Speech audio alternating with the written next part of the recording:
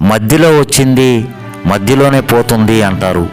కానీ భార్య మాత్రం మధ్యలో వచ్చి మట్టిలో కలిసే వరకు మనతోనే ఉంటుంది. మనకు ఎంతోమంది బంధువులు, స్నేహితులు ఉండొచ్చు, కానీ వారెవరూ నిత్యం మనల్ని కంటికి రెప్పలా చూసుకోలేరు. కంటికి రెప్పలా చూసుకునేది కేవలం భార్య ఒక్కటే. భార్యాభర్తల బంధం అనేది ఉన్నతమైంది. సహనం, సహకారం, నమ్మకం, ప్రేమ ఇవే భార్యాభర్తల బంధాన్ని కాపాడుకునే అమూల్యమైన అస్త్రాలు. ప్రేమ బంధం కంటే పెళ్లి బంధం చాలా గొప్పది. ప్రేమికులు విడిపోతే కలవచ్చు, కలవకపోవచ్చు, కానీ భార్యాభర్తలు విడిపోతే పెళ్ళి అనే బంధం మెడలో తాళి ఆ బంధాన్ని మళ్ళీ ఖచ్చితంగా కలుపుతుంది. శత్రువులు అనేవారు ప్రత్యేకంగా ఉండరు. గతంలో మన సహాయం పొందిన వారే మన శత్రువులుగా తయారవుతారు. ప్రతీకారం కోసం నువ్వేమీ చెయ్యకు, కాలమే సమాధానం చెప్తుంది. దేవుడు కొట్టే దెబ్బ భయంకరంగా ఉంటుంది. సిరు సంపదలు మంచితనాన్ని తీసుకురావు. మంచితనం మాత్రం అభిమానాన్ని, దీవెనలను తీసుకువస్తుంది.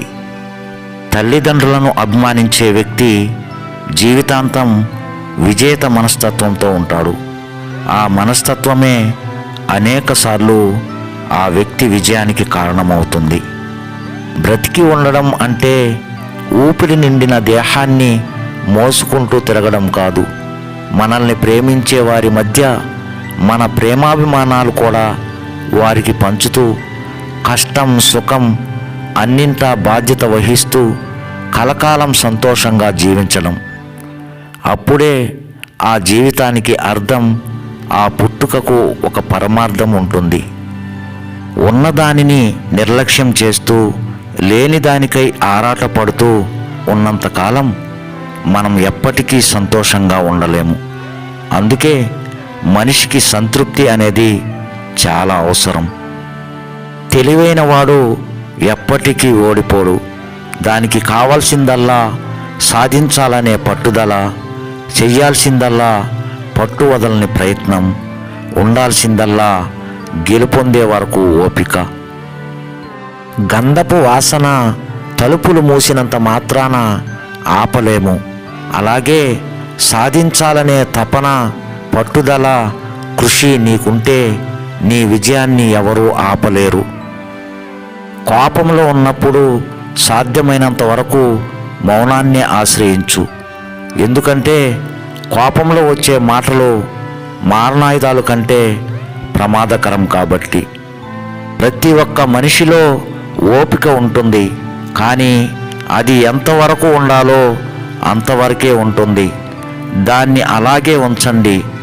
అది నశించే వరకు పరీక్షిస్తే ఆ మనిషిలో మరో మనిషి కనిపిస్తాడు.